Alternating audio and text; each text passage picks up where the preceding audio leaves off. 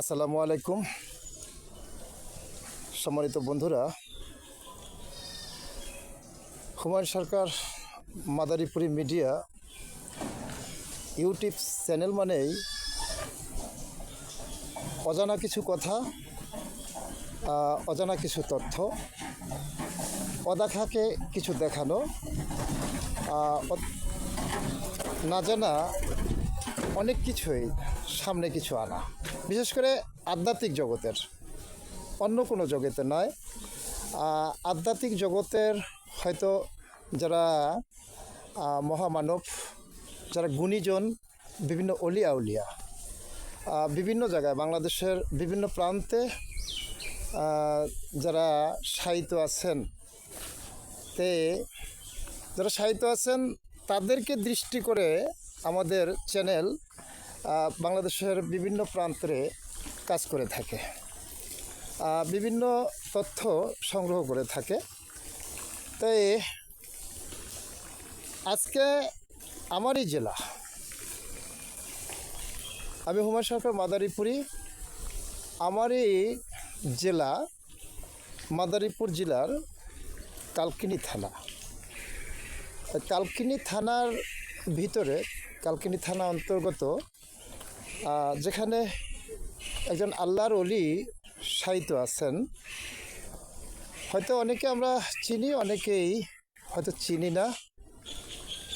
বিশেষ করে হয়তো আমরা ছোটোবেলা আমরা হয়তো দেখতাম, আমাদের ছোট জীবন থেকেই দেখছি এখানে যে আধ্যাত্মিক জগতের যে গান হইতো, আধ্যাত্মিক জগতের যে মাহফিল মজলিস হইতো, জলসা হইতো, এগুলো আমরা দেখতাম। কিন্তু আসলে অনেক কিছু বুঝতাম না। তে হয়তো আজকে কেমন যেন হয়তো যে কোনো একটা কারণবশত আমি দেশের বাড়িতে আসছি। তাই আসার পরে হয়তো মনে হয়েছে যে সেই যা আমার এলাকার ভিতরে, আমার জেলার ভিতরে, অথবা আমার থানার ভিতরেই, প্লাস আমার কাছাকাছি, একান্ত কাছে বলতে আমার পার্শ্ববর্তী ইউনিয়নের ভিতরে একজন আল্লাহর ওলি সাহিত্য আছেন, যিনি বাংলাদেশের ভিতরে প্রখ্যাত একটি আধ্যাত্মিক জগতের যে একটি দরবার, যেটা চট্টগ্রাম ফটিকছড়িতে যে মাঝভান্ডার দরবার শরীফ। আমরা মাঝভান্ডারের নাম বিশ্বের ভিতরে বিভিন্ন প্রান্তেই মাঝভান্ডারের নাম রয়েছে। তাই সেই মাঝভান্ডারের যে নাম, যে যিনি প্রদীপ জ্বালিয়েছেন, আমরা যার অনেকেই নাম শুনেছি, গোলামুর রহমান মাঝভান্ডারি বাবাজান কেবলা কাবা। তো সেই গোলামুর রহমান মাঝভান্ডারি কেবলা কাবার ওনার যে ভাগনা, ওনার বোনের সন্তান, যিনি এই ধর্মকে, ইসলামকে প্রচারের জন্য, সত্যকে প্রচারের জন্য উনি সুদীর্ঘ সেই চট্টগ্রাম ছেড়ে উনি চলে আসছিলেন এই মাদারীপুরে। হয়তোবা এই কথাটা আজকে আমার জানা, যেটা আমি পিছনে কখনোই জানি না। তে আরও বিশেষ অনেকগুলো কথাই যেগুলা হয়তো আমরা জানি না বা শুনি না, আজকে হয়তো যে কথাগুলো আমি শুনছি। তে সেই ওনার যে উনি আল্লাহর ওলি, যার নাম হযরত মাওলানা সাইদুল হক আল মাঝভান্ডারি, উনি প্রথমত বাবাভান্ডারির হুকুম মতে, বাবাভান্ডারির হুকুম নিয়ে, গোলামুর রহমান মাঝভান্ডারির হুকুম নিয়ে উনি ধর্ম প্রচারের জন্য উনি বরিশালের ভিতরে আসেন। তো বরিশালের উনি দবদব্যাতে উনি অবস্থান করেন। ওখান থেকে উনি দেখা যায় মাঝভান্ডারের একজন ভক্ত, মাঝভান্ডারের যে গোলামুর রহমানের একজন ভক্ত ছিলেন, যার নাম ছিল মৌজলি ফকির। ওনার আহ্বানে উনি এই বরিশালের মৌজলি ঘরামির ওখানে আসছেন। আসার পরে ওই মৌজলি ঘরামির আহ্বানে, বা মৌজলি যে ফকির, ওনার আহ্বানে উনি এই ইসলামকে প্রচারের জন্য, ধর্মকে প্রচারের জন্য, আধ্যাত্মিক যে জগৎটা, এটা প্রচারের জন্য উনি চলে আসেন এই আমাদের এই মাদারীপুরে, যে মাদারীপুরের কালকিনি থানায়, যে আমরা কালকিনির যে অন্তর্গত যে একটি ইউনিয়ন, যার নাম রয়েছে সিডি খান ইউনিয়ন, যার আর একটা নাম, যার শুধু বাংলার নাম হলো চর দৌলত খান ইউনিয়ন। তে সেই চর দৌলত খানে উনি 1380 দশকে পর্যন্ত উনি এই সিডি খানে উনি অবস্থান করেন। 1380 দশকেই উনি উপাধ গ্রহণ করেন। তো যাই হোক, আমরা আজকে সেই অলিদের সন্ধানে, সে আধ্যাত্মিক জগতের মানুষের সন্ধানে, মহামানবকে খুঁজতে খুঁজতে দেখা যায় আমার হয়তো চলে আসছি সেই সিডি খান চর দৌলত খান সাইদুল হক মাওলানার আমরা মাজার শরীফে। এই আমার সামনে যে স্ক্রিনে দেখতে পাচ্ছেন, এই হলো সেই আওলাদের রাসূল বাবা গোলামুর রহমান আল মাঝভান্ডারী, ওনারই ভাগনা যে ছিলেন মাওলানা আল সৈয়দ সাইদুল হক, ওনার সমাধি অথবা ওনার মাজার। তাই আপনাদেরকে দেখানোর চেষ্টা করছি যে আমরা এই হলো সেই সাইদুল হক মাওলানার মাজারটি।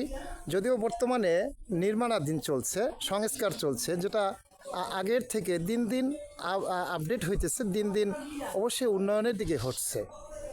তো এই সাইদুল হক মাওলানার বিশেষ কথা, বিশেষ আলোচনা আমরা অনেকগুলো, ওনার যে কেরামতি, ওনার অলৌকিক, ওনার গুণের কথা, যেগুলো বলে শেষ করা যাবে না, যার শত শত কথা, যেটা অত্র এলাকার ভিতরে বিভিন্ন মহলে, আর শুধুমাত্র যে যারা মাঝভান্ডারী ভক্ত তাদের ক্ষেত্রে নয়, এখানে বিভিন্ন মতের যে লোক আছেন সবার মতে উনি একজন গুণী ব্যক্তিত্ব ছিল, উনি একজন প্রাণপুরুষ ছিলেন, উনি একজন মহামানব ছিলেন।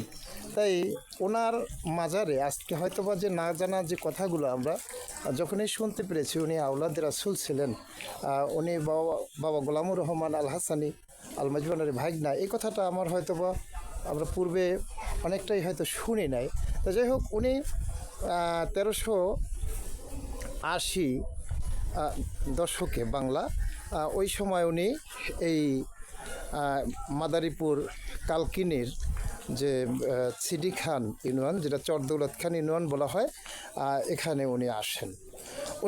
এখানে একজন ওনার একজন মাঝভান্ডারী একজন ভক্ত ছিলেন, ওনার নাম ছিল, যা হয়তোবা আগের নাম অনুসারে ওনার নাম ছিল নেয়াল খা। সে নেয়াল খার আহ্বানে উনি এখানে আসেন, এসে ওনারই ঘরে উনি জীবনযাপন করেন, বা ওনার এখানেই উনি থাকেন। উনি থাকতে থাকতে থাকতে থাকতে হয়তো বা বয়বৃদ্ধ যখন এই হয়, এবং তখন দেখা যায় যে ওনার গুণবলী বা ওনার কেরামত, ওনার অলৌকিক অনেক বিষয়, যেটা অত্র এলাকার ভিতরে মানুষেরই মন কেড়ে নেয়। অনেকেই দেখা যায় যে ওনার নামের পর দেখা যায় আশেক হয়ে যায়, নামের পাগল হয়ে যায়, অনেকে নামের ভক্ত হয়ে যায়। তো এই বিশেষ করে আমার ছোটোবেলা, আমার জানা মতে, আমি যত দিন থেকে জানি তত দিনের ভিতরে দেখছি যে বাংলা কার্তিক মাসের 8ই কার্তিক, হয়তো আমরা ছোটোবেলা থেকে দেখছি যে 8ই কার্তিক এখানে একটা অনুষ্ঠান হয়ে থাকে, যেটা জলসা বা মিলাদ মাহফিল অথবা উরুস শরীফ, যাই কিছু আমরা বলি। তে দেখা যায় সেই 8ই কার্তিক, হয়তো ওই সময় আগে আমরা জানতাম না, বুঝতাম না যে এখানে কি করে বা কী, কিন্তু আস্তে আস্তে যখন আমরা জানতে পারলাম উনি একজন মাঝভান্ডারী একজন আওলাদ ছিলেন, উনি মাঝভান্ডারী একজন প্রাণপুরুষ ছিলেন, উনি মাঝভান্ডারে উনি ভান্ডারী বাবা গোলামুর রহমান আল হাসানি আল মাঝভান্ডারীর একজন ভাগনা ছিলেন, এটা হয়তো বা আগে অতটা আমার জানা ছিল না। তো যাই হোক, অবশ্য দেখা যায় যে শুধু এটুকুই জানতাম যে কার্তিক মাসের 8 তারিখে একটা জলসা হয়, এখানে একটা উরুস শরীফ হয়, যে হাজারো মানুষ, অগণিত মানুষ যেখানে জিকির আজকার করেন, মিলাদ মাহফিল করেন, এটুকুই শুধু হয়তো জানা হইতো, বা এটুকুই শুধু আমরা দেখতাম।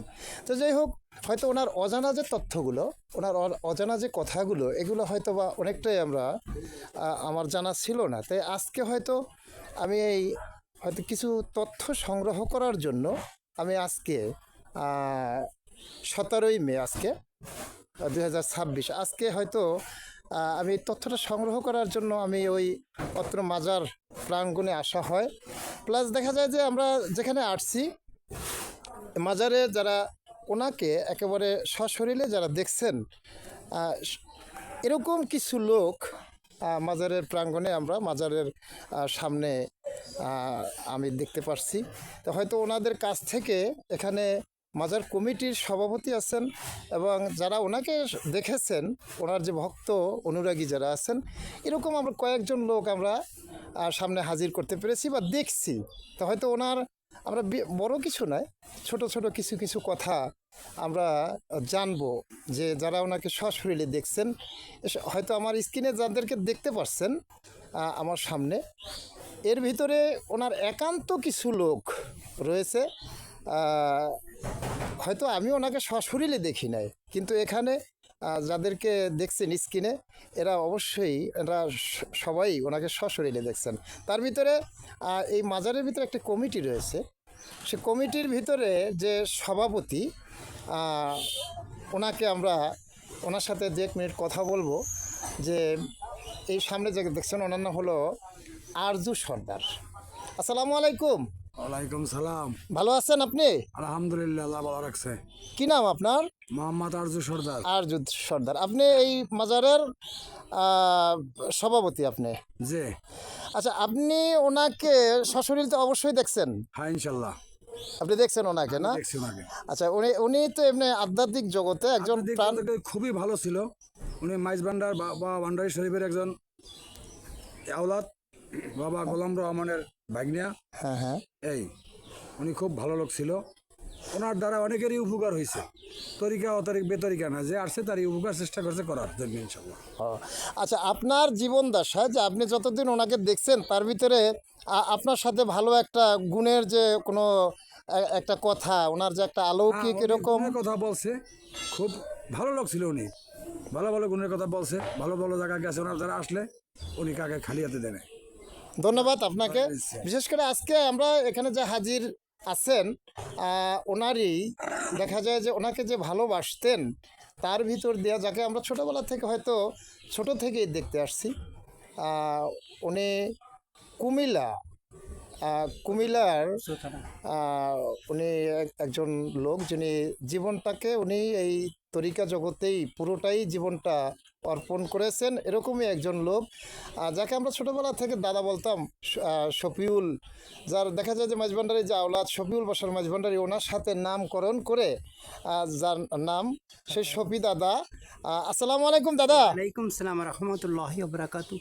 দাদা আপনি ভালো আছেন তো? ইনশাআল্লাহ ভালো আছি, আল্লাহর মেহেরবানি, আপনাদের আশীর্বাদ। সবাই ভালো আছে? সবাই ভালো আছে ইনশাআল্লাহ। আচ্ছা, আমি আপনার মাধ্যমে একটা জিনিস জানতে চাইবো যে এই যে সাইদুল হক মাওলানা যে হুজুর, আচ্ছা ওনাকে তো আপনি সশরীরে অনেক দেখছেন? ওনাকে সবসময় আমি ওনার সাথেই ছিলাম। উনি কুমিল্লা যখন সফরে করতে গেছে তখন উনি একবার মৃত্যু মহাশয় বিছনায় শয্যায়, হ্যাঁ হ্যাঁ তখন ওনার অনুমতি ছাড়া তখন আমি ক্লাস 5-এ পড়ি। হ্যাঁ হ্যাঁ তখন আমাদের কোথাও কিন্তু ক্যামেরা ফটো স্টেপ নেই, তখন আছে কিন্তু চাঁদপুরে। হ্যাঁ হ্যাঁ ওখান থেকে ওনার অনুমতি ছাড়া আমি এই ক্যামেরা স্টেপ নিয়ে হ্যাঁ গোপনভাবে আমি ছবি করতে চেয়েছি এবং ক্যামেরাম্যানকে এনেও আমি ছবি করছি। হ্যাঁ হ্যাঁ অনেকবার সে রিল কাটছে, আমি তার সাথে কিন্তু গরম হয়েছে। আমি কি আপনার টাকা দেবো না, আপনি কী ছবি করেন, উঠে না কেন ছবি?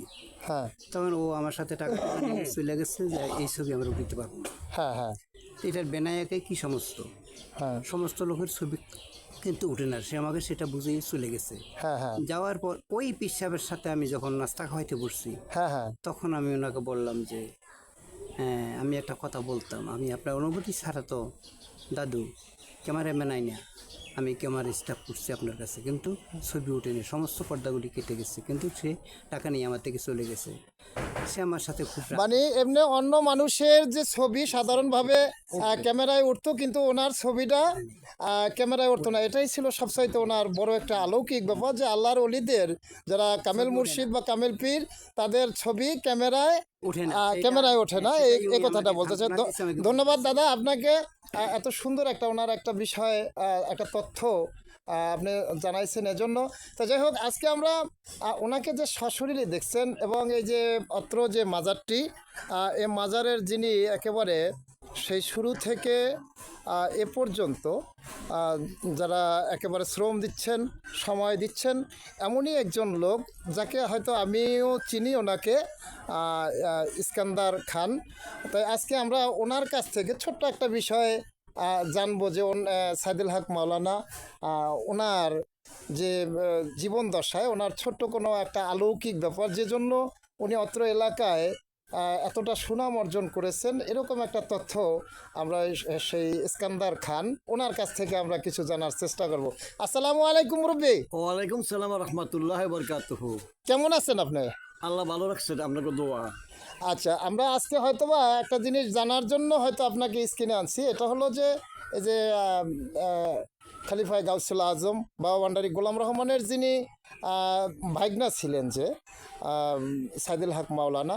আচ্ছা, ওনাকে আপনি যে সময় দেখছেন ওই সময় আপনার বয়স কত ছিল? আমার বয়স তখন মনে হয় 25।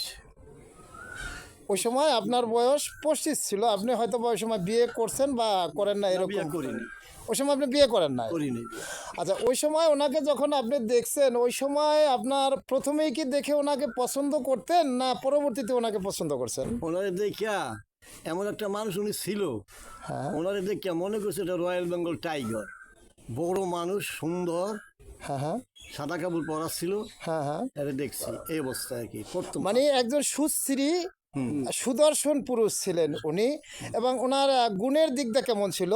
অনেক ভালো ছিল। আমাদের বাড়ি তো উনি অনেকবারই গেছে, রয়েছে।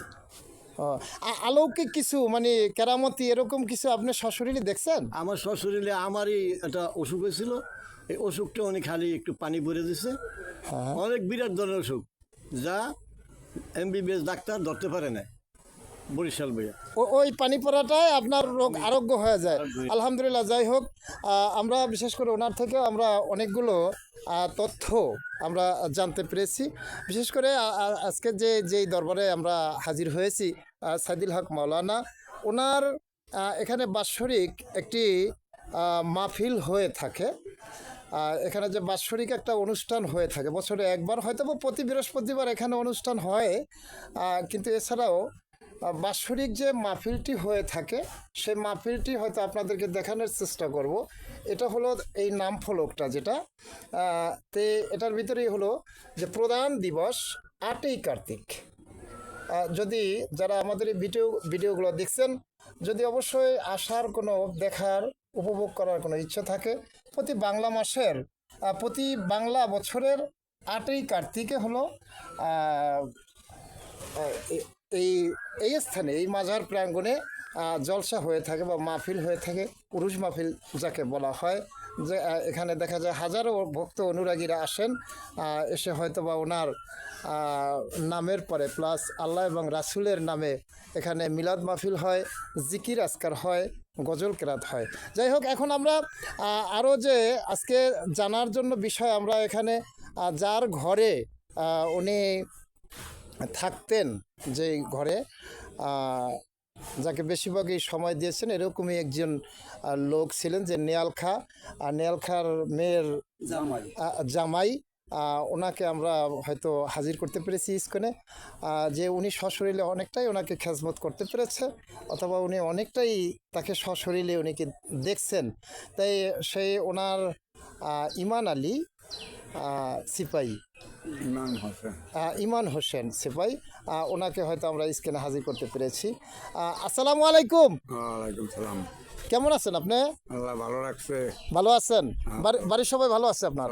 ভালো রাখছে। আচ্ছা, ওনাকে যে আপনি যতদিন দেখছেন, প্রথম যখন আপনি দেখছেন ওই সময় আপনার বয়স কত ছিল?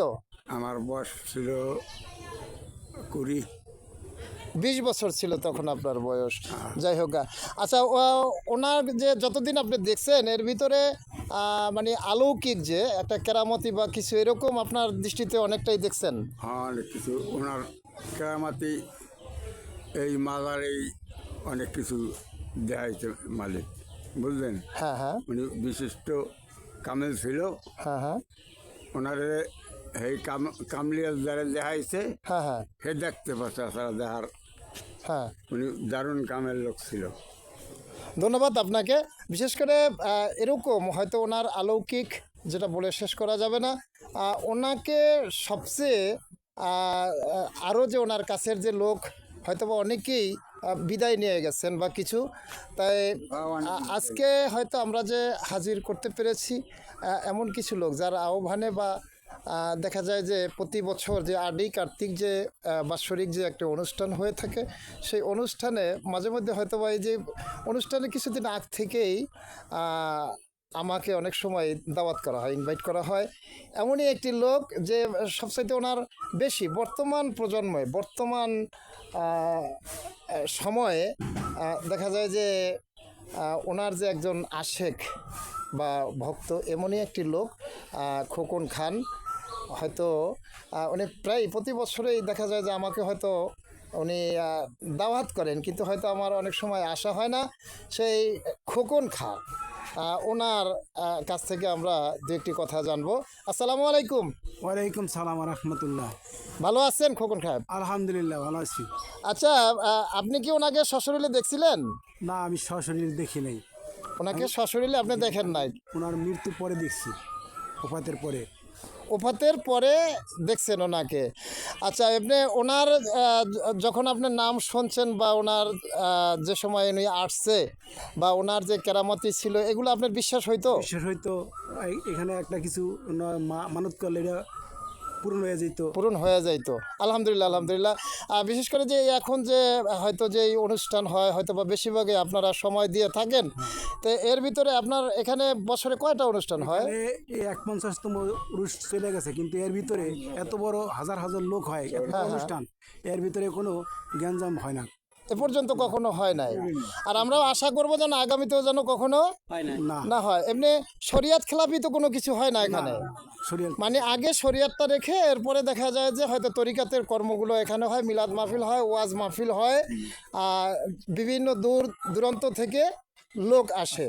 তাই আমরা যদি আহ্বান করি আরও দূর দূরান্ত থেকে যেন মানুষ আসে। আসে। হ্যাঁ, অবশ্যই সবাইকে দাওয়াত থাকবে। অবশ্যই প্রতি বছরের যে বাংলা তারিখ 8ই কার্তিক মাসের 8 তারিখে এখানে বাৎসরিক একটা জলসা হয়ে থাকে। সবাইকে আহ্বান জানিয়ে আজকের ভিডিওটি শেষ করছি। যদি অবশ্যই ভিডিওটি যদি অবশ্য ভালো লাগে অবশ্যই লাইক কমেন্ট শেয়ার করে আমাদের চ্যানেলের পাশে থাকবেন। সবাইকে ধন্যবাদ জানিয়ে শেষ করছি।